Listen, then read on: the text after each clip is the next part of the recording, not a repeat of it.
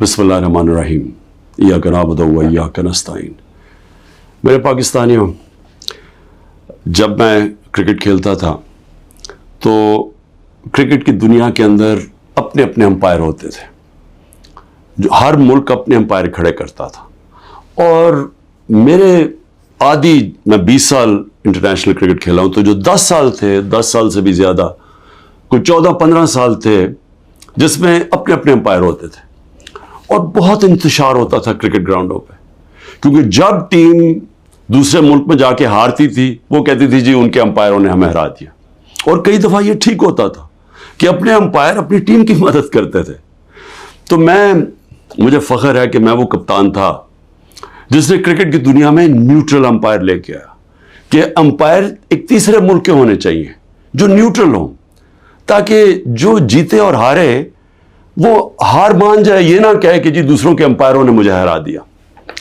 اور پاکستان وہ ملک تھا جس نے پہلی دفعہ کرکٹ کی تاریخ کے اندر ہم نیوٹرل امپائر 1986 میں لے کے آئے، اور اس کے بعد پھر ساری دنیا میں نیوٹرل امپائر آ گئے۔ اور آج جو آپ کرکٹ میچز پہ گراؤنڈوں پہ دیکھتے ہیں تو وہ سارا انتشار ختم ہو گیا ہے، کیونکہ لوگوں کو فیصلے منصفانہ لگتے ہیں، کیونکہ اب ان کو یہ نہیں لگتا کہ اپنے ملک کے امپائر اپنے ملک کی مدد کر رہے ہیں۔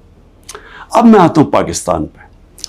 دیکھیں، میں نے جب تحریک انصاف شروع کی تھی 27 سال پہلے، اس کی وجہ یہ تھی کہ میں یہ آپ کو بار بار بتا چکا ہوں، میں پھر آپ کو بتانا چاہتا ہوں، جو ساری دنیا میں پھرا، اور کرکٹ کی وجہ سے ساری دنیا میں نے دیکھی، اور خاص طور پہ برطانیہ کا نظام، کیونکہ میں وہاں پروفیشنل کرکٹ کھیلتا تھا، آدھا سال ادھر آدھا سال ادھر، اور یونیورسٹی بھی ادھر گیا تھا، وہ میں جب جتنا میں نظام سمجھتا گیا، میں اس نتیجے پہ آ گیا کہ جو حضرت علی کا ایک رضی اللہ تعالیٰ کا قول تھا کہ کفر کا نظام چل جائے گا لیکن ظلم اور ناانصافی کا نظام نہیں چل سکتا، میں اس نتیجے پہ آ گیا کہ ہمارا نظام میں جب تک انصاف نہیں ہوگا، ہم وہ جو قائد اعظم کا اور علامہ اقبال کی خواب تھی کہ ایک عظیم مثالی اسلامی ریاست بنانی تھی، ہم نے فلاحی ریاست، اور وہ جس کی بنیاد نبی صلی اللہ علیہ وسلم نے انصاف پہ رکھی تھی، عدل اور انصاف پہ، ہم وہ بن ہی نہیں سکتے جب تک ہم انصاف نہ لے کے آئے ملک۔ اور یہ جدوجہد رہی ہے 27 سال سے، 3.5 سال گورنمنٹ میں بھی بیٹھ کے پوری کوشش کی کہ طاقتور کو قانون کے نیچے لے کے آؤں، لیکن ایک آرمی چیف کے پاس ویٹو پاور تھی، اس نے نہیں مانا، اس نے نہیں کیا، کیونکہ وہ کرپشن کو یعنی ناانصافی کو برا نہیں سمجھتا تھا۔ اب دیکھیں، ابھی جو حالات ہیں میں قوم کے سامنے رکھنا چاہتا ہوں۔ پہلے تو میں اپنا کیس رکھنا چاہتا ہوں۔ اب یہ ہو کیا رہا ہے؟ 12 مئی سے ہم یہ جو جج دلاور ہے اس کے خلاف ہم نے کہا ہوا ہے کہ ہمیں اسے انصاف نہیں ملے گا۔ جس طرح اس نے فرد جرم میرے پہ لگا دیا، میرے سنے بغیر، اور وہ بھی آ کے جب مجھے غیر قانونی طور پہ پکڑا ہوا تھا انہوں نے جیل میں، تو اس نے وہاں آ کے عدالت لگا دی، نہ میرے وکیل کو پتا نہ مجھے پتا، اور وہاں آ کے فرد جرم لگا دیا۔ تو ہمیں تب سے پتہ چل گیا کہ یہاں انصاف نہیں ہمیں ملے گا۔ ہم نے اپلیکیشن فائل کی اسلام آباد ہائی کورٹ میں کہ ہمارا ٹرانسفر کیا جائے، ہم کسی اور جج کے سامنے کیس لگایا جائے، یہ ہمارا حق ہے۔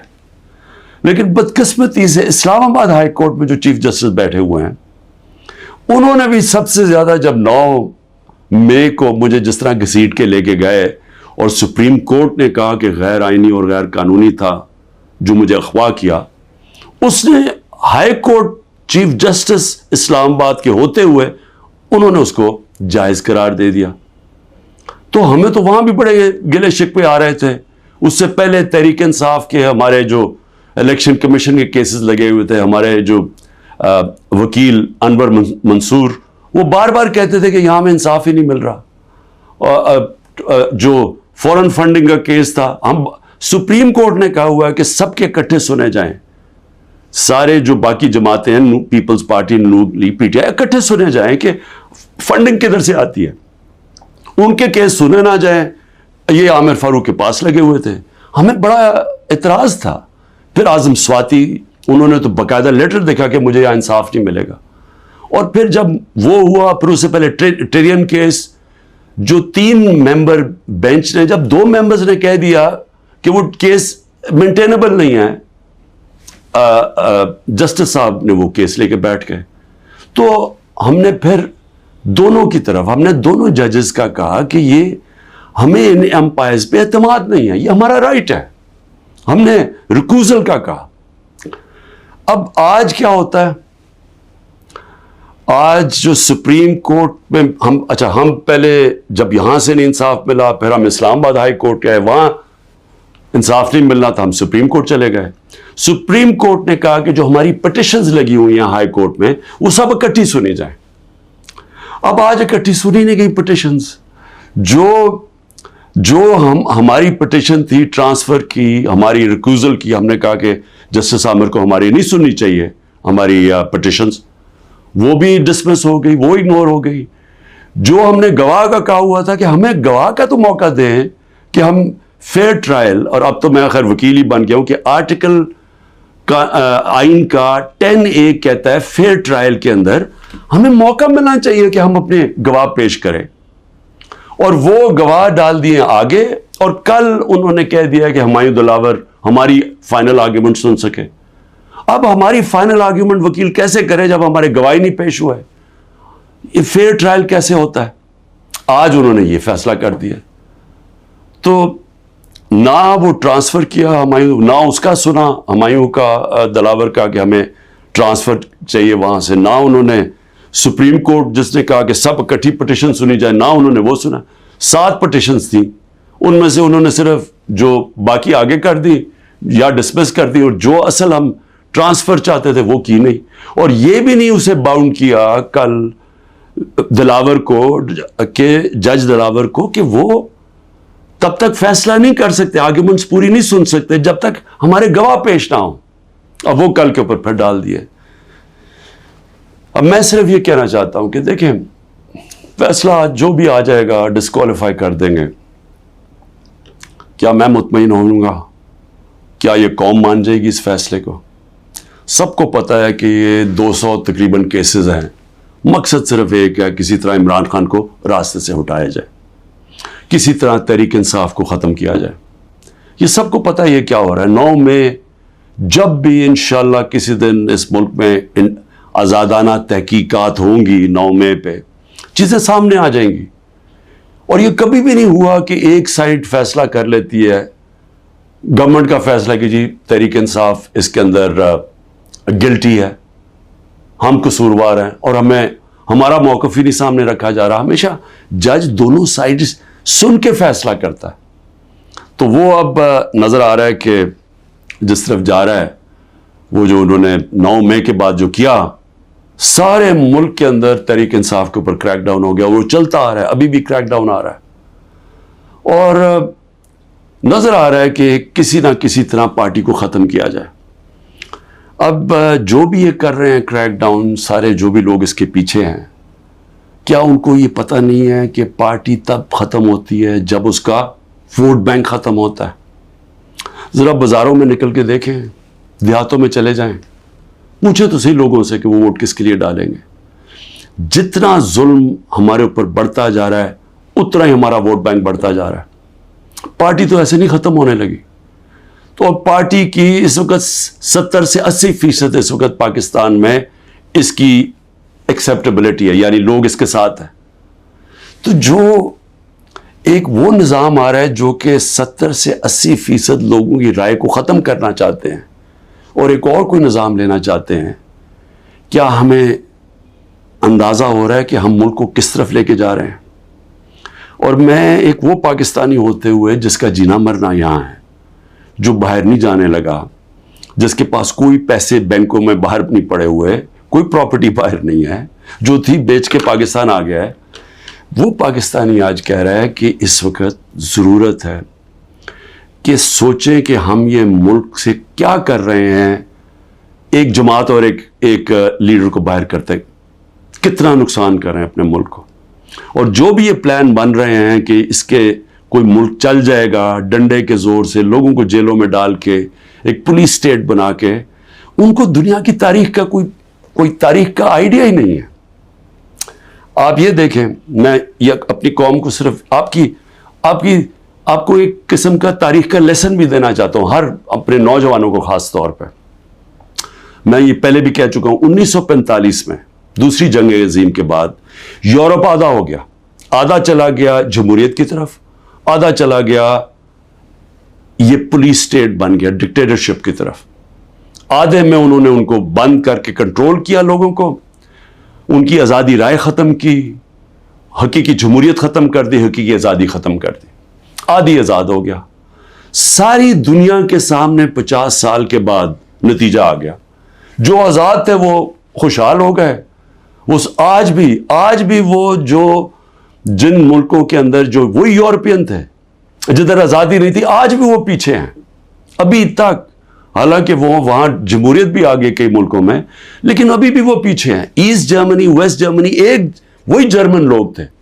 جدھر ڈکٹیٹرشپ آ گئی، یعنی ان کو اسی طرح کی جو ہمیں جس طرف لے کے جا رہے ہیں، وہاں غربت آ گئی. مقابلہ اس کا ویسٹ جرمنی میں جو خوشحال ترین دنیا کی طاقتور ملک بن گیا معاشی طور پہ. تو یہ تو ایک تاریخ ہمارے سامنے ہے. ساؤتھ کوریا، نارتھ کوریا میں وہی ڈکٹیٹرشپ، آزادی رائے بند، آزادی ختم. آج نارتھ کوریا کو دیکھیں، اور جو حقیقی آزادی ساؤتھ کوریا میں تھی، وہ دنیا کا خوشحال ترین ملک بن گیا. تو میں عرض یہ کرنا چاہتا ہوں کہ یہ جو ہم کرنے جا رہے ہیں، یہ ہم اپنے ملک کو تباہی کی طرف دھکیل رہے ہیں. ہم یہ جو ایک عوام کو ان کا جو سب سے بڑا حق ہوتا ہے ووٹ ڈالنے کا، آزادی رائے، ایک منتخب کرے عوام اپنی کون سی گورنمنٹ وہ چاہتے ہیں. وہ جو آزاد ملک ہوتے ہیں وہی ترقی کرتے ہیں. ہم دوسری طرف جا رہے ہیں، اور ہم ایک خوف کی فضا ایسی بنائی ہوئی ہے. یہاں جو طاقت میں ہیں وہ لوگ یہ سمجھتے ہیں کہ جتنا ظلم کریں گے لوگ ڈر جائیں گے. تو ڈر کیا جائیں گے؟ غلام بن جائیں گے، یعنی خوف کے غلام بن جائیں گے، ظلم کے سامنے جھک جائیں گے. جو میں بار بار مثال دیتا ہوں، جو یزید نے کیا کوفہ کے لوگوں سے، اپنا گورنر بٹھایا، اس نے ان کو ظلم کر کے ان کو سیم کے وہ لوگ بنا دیے جو جانوروں کے اوپر یعنی جانوروں کے لیول پہ پہنچ گئے. تو آج ہم وہی کر رہے ہیں پاکستان سے. مجھے آج ابھی میں وکیلوں سے مل رہا تھا، انہوں نے مجھے خبر دی کہ جو ہمارے سینئر لوگ جیلوں میں، ایک تو وہ ہیں جو کہ ہمارے کارکن جیلوں میں ہیں، برے حالات میں ہیں، لیکن وہ جوان ہیں، تکڑے ہیں. لیکن جو سینئر لوگ ہیں، انہوں نے مجھے رپورٹ دی، ڈاکٹر یاسمین کتنی دفعہ بیمار ہوئی ہیں، تقریباً 75 سال کی ہیں.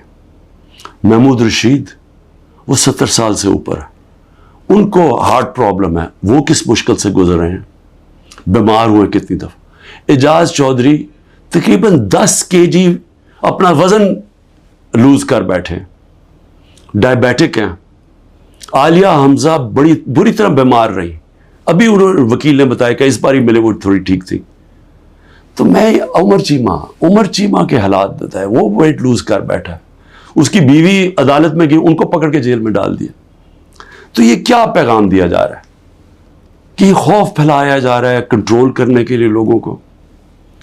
اور علی امین ہمارے پختونخوا کے پریزیڈنٹ، ان کے گھر میں 6 گھنٹے پولیس گھس گئی، کوئی سرچ وارنٹ نہیں تھی.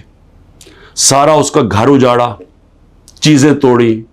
80 سال کے ان کے والد تھے، ان سے بدتمیزی کی، دھکے دیے، گاڑیاں اٹھا کے لے گئے. تو یہ کیا ثابت کر رہے ہیں اس سے؟ یعنی ہم اس ملک کو کدھر دھکیل رہے ہیں؟ یہ خوف پھیلانے کے لیے اور لوگوں کو کنٹرول کرنے کے لیے ہم آج وہ چیز کر رہے ہیں کہ اپنی پولیس کو تباہ کر رہے ہیں. جب پولیس سے اس طرح کی غیر قانونی کام کرواتے ہیں ہم، تو یاد رکھیں پولیس خود بھی یہ کاموں پہ لگ جاتی ہے.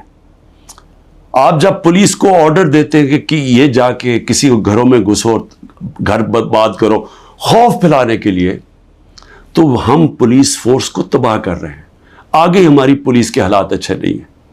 آگے ہمیں پتہ ہے کہ ہماری پولیس، لوگ اون نہیں کرتے اپنی پولیس کو. لوگ سمجھتے ہیں پختونخوا میں ہم نے بڑی محنت کی تھی جب آئی جی درانی کو ہم لے کے گئے وہاں، اور انہوں نے پولیس کو ایک ایسی پولیس فورس بنایا کہ عوام اور پولیس ایک ہو گئی. آج پختونخوا کے اندر وہ نہیں ہو رہا. آج پولیس کے خلاف نفرت ہو رہی ہے کیونکہ اس سے غلط کام کروائے جا رہے ہیں، اس سے قانون توڑا جا رہا ہے. جن کا کام قانون کو اپ ہولڈ کرنا ہے وہ قانون توڑ رہے ہیں. اور یہ ہر جگہ ہو رہا ہے، یہ ہر جگہ جدھر تحریک انصاف ہے. اس کا 9 میں سے اب کوئی تعلق نہیں ہے. افتخار درانی کو اٹھا لیا، وہ تو میڈیا کا آدمی ہے، اس کا 9 میں سے کیا تعلق ہے. عمران ریاض ابھی تک غائب ہیں، 3 مہینے ہونے لگے ہیں، بچے ہیں ان کے، اس کا 9 میں سے کیا تعلق تھا. 9 میں ایک بہانہ تھا، ایک پہلے سے پلان بنا ہوا تھا پارٹی کو کرش کرنا. لیکن پارٹی کرش کیسے ہوگی جبکہ اس کا ووٹ بینک بڑھتا جا رہا ہے، لوگوں پہ ظلم کرتے جا رہے ہیں، لیکن پارٹی تو بڑھتی جا رہی ہے. تو کیا یا تو الیکشن کبھی نہیں کروانا، لیکن جب بھی الیکشن ہوگا، یہ میری آج آپ پیشن گوئی سن لیں، جیسا جو جتنی مرضی آپ کوشش کر لیں، جب الیکشن ہوگا اور جو پبلک اس ملک کی نکلے گی، آپ جو مرضی کر لیں، تحریک انصاف کو جیتنے سے نہیں روک سکتے انشاءاللہ. اس لیے میں آج بھی اپنے ان لوگوں کو جو اقتدار میں بیٹھے ہوئے ہیں، میں تو پی ڈی ایم کے لوگوں کو، سب کو، جو ہماری اسٹیبلشمنٹ ہے، سب کو کہنا چاہتا ہوں کہ دیکھیں ٹائم آ گیا ملک کا سوچنے کا. اپنی سوچ ذات بیچ میں سے نکال دیں. جب بھی ملک کا سوچیں گے اپنی ذات سے ہٹ کے، ہم سب بیٹھ کے وہی فیصلہ کریں گے جو پاکستان کے لیے بہتر ہے، اور وہ ہے صاف اور شفاف الیکشن. پاکستان زندہ باد.